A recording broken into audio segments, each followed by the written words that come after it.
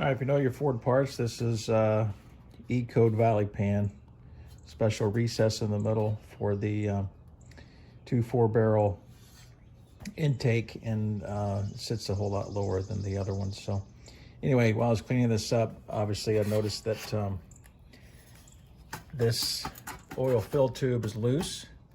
So what we're going to do is remove it all the way and then weld it back in there. So I think the main issue here basically is that a lot of times these oil pans, these valley pans, people take and they'll try to get it off or remove it from the block, and they'll hold on to the oil fill tube and just yank on it. And of course, that's probably what popped this up. So once I do that, I'm also going to have to just double check and ensure that everything's square and everything looks good, but you never can tell. I've got a block I'll put this on just to make sure it's completely flat. The struggle is real. This is one of my Matco picks from years ago, probably close to 30 years old, and just trying to pry in there, and it just snapped off. So into the trash can it goes. Nice.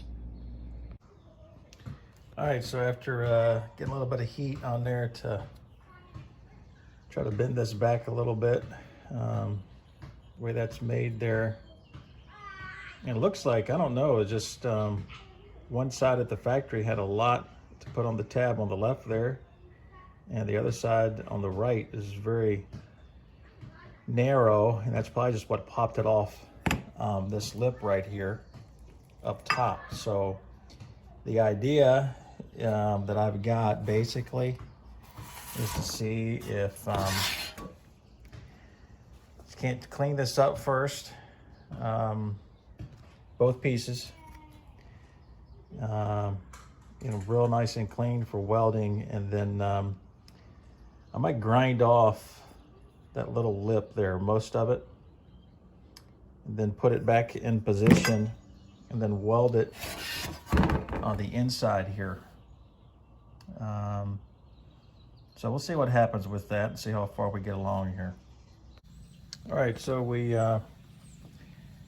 got this really level, and if you can tell from the photos I posted, it's kind of beat up or warped up, I guess, but got an old piece of pipe and put it on the vise, and then just really leveled that hole out. And then I did keep a little bit of the lip here.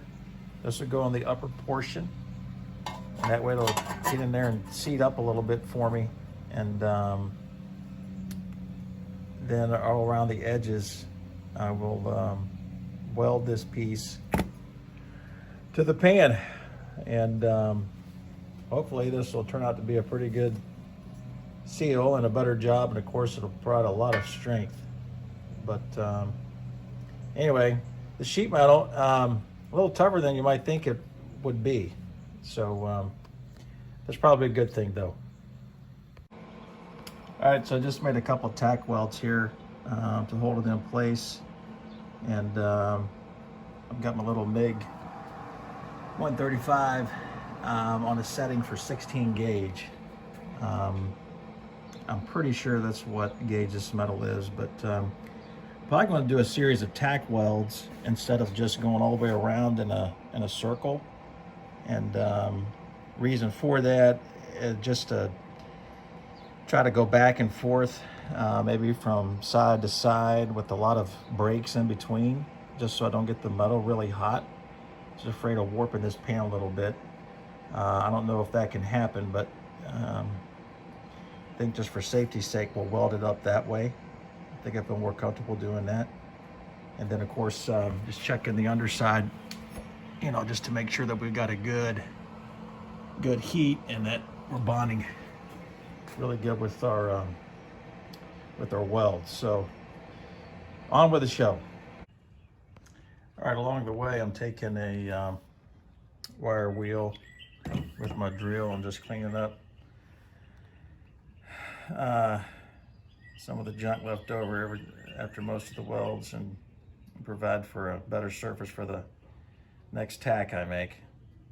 So usually when you're doing tacks like this, you need to clean these welds up a little bit from time to time where you get oxidation or the junk into your weld pool.